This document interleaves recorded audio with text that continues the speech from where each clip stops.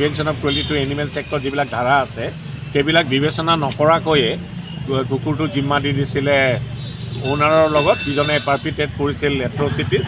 আৰু ফলস্বৰূপে সেই অৰ্ডাৰটো টেম্পৰেলি আদালতে ষ্টে কৰি দিয়ে আৰু গোচৰটো হিয়াৰিঙৰ কাৰণে ফিক্স কৰে সম্ভৱতঃ নেক্সট তাৰিখ 5 নিম্ন আদালতৰ যি আদালত জিম্মা দিছিলে এই সংশ্লিষ্ট গল্ডেন ৰিট্ৰিভাৰটোক, তেখেতৰ মালিক আৰু লগতে পাৰ্পিট্ৰেটৰজনৰ কাষত, সেই হুকুমটো বৰ্তমানলৈ ষ্টেড হৈ থাকিব। অৰ্থাৎ the order will remain stayed till the next date of hearing. আৰু আইনে নিজৰ ব্যৱস্থা ল'ব।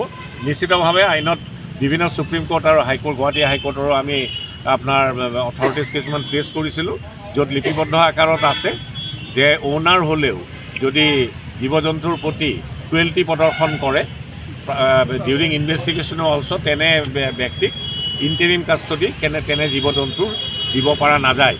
তৎসত্বেও এই জিম্মাৰ অৰ্ডাৰটো নিম্ন আদালতে পাছ কৰিছিলে। পুনৰবাৰ দোহাৰিলোঁ, তাক ছেশ্যন আদালতে আজি ষ্টে কৰি দিছে। কুকুৰটো এতিয়া যাৰ দায়িত্বত আছিলে, যাৰ তত্বাৱধানত আছিলে পাৰপজৰ বা ইত্যাদি সংশ্লিষ্ট সংগঠনৰ, তেওঁলোকৰ জিম্মাতে থাকিব পাৰিব। এই পাৰপজ আৰু বিভিন্ন আপোনাৰ কি বুলি কয় কুকুৰ মেকুৰীৰ লগত জীৱ জন্তুৰ হকে কাম কৰি থকা এজেঞ্চিবিলাক ক্ষোভিত হৈ পৰিছিলে আৰু এখন ৰিভিজন এপ্লিকেশ্যন দাখিল কৰিছিলে গুৱাহাটী ছেশ্যন আদালতত।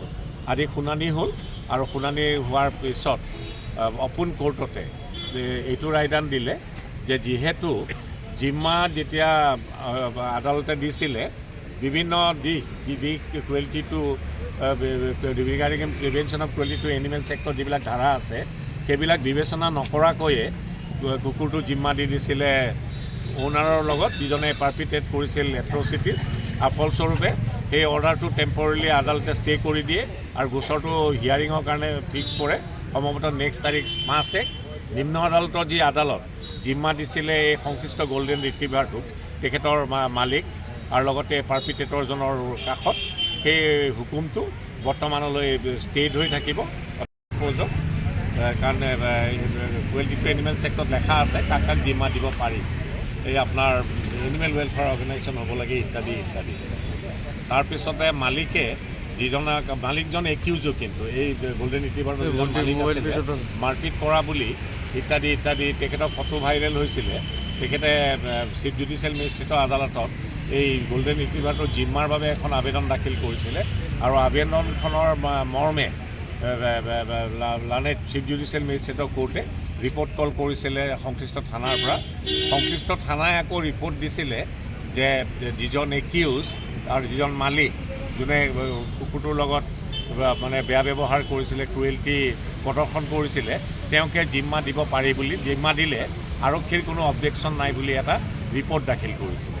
তাৰ পৰিপ্ৰেক্ষিতত মহামান্য নিম্ন আদালতে এই কুকুৰটোৰ জিম্মা দিছিলে সেই সংশ্লিষ্ট গোচৰটোৰ একিউজজনক আৰু লগতে একেজন ব্যক্তিয়ে মালিকো আছিল কুকুৰটোৰ।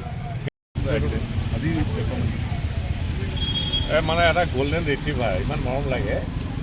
এই গল্ডেন ৰিট্ৰিভাৰটো যিজন অ'নাৰ আছিলে তেখেতে নিশ্চিতভাৱে মাৰপিটো কৰিছিলে আৰু বেলকনিত অলমষ্ট 24/7 তাক বান্ধি ৰখা অৱস্থাত মানে জীৱন নিৰ্বাহ কৰিছিলে।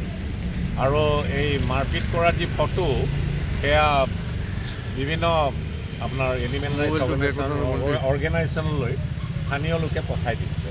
তাৰ পৰিপ্ৰেক্ষিতত পাৰপজ নেকি সংগঠনটো, নন্দিনী বৰুৱা তেখেত স্বত্বাধিকাৰী নেকি, তেখেতে এখন থানাত এজাহাৰ দিছিলে আপোনাৰ পল্টন বজাৰ থানাত। আৰু তাৰ পৰিপ্ৰেক্ষিতত সেই গল্ডেন ৰিট্ৰিভাৰটো ক্ষমা কৰিব মোৰ